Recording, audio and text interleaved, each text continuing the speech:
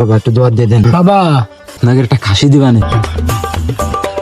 নামো বাবা, তাহলে ধাতু ভাঙার রোগটা আমি সারিয়াছি। আমার নাই দাঁতও ভেঙে গেছে।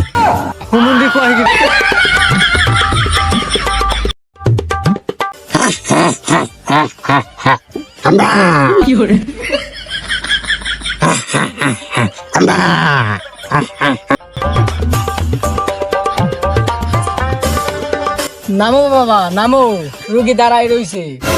রোগীর বোধ তো আবার ধাতু ভেঙে যাবে রে। ঠিকই কইছো এই শোন।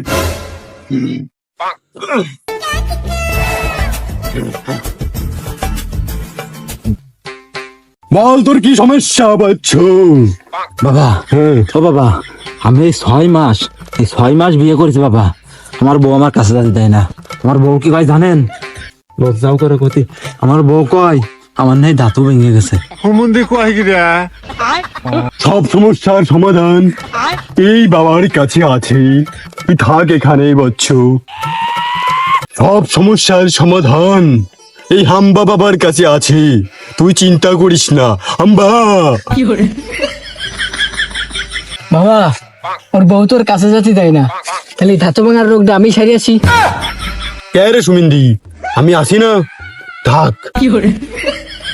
বাবা তাহলে একটু ভালো করে বাবা চেষ্টা করুন বাবা। শোন তুই আজকে থেকে 15 দিন বাড়িতে থাকবি না।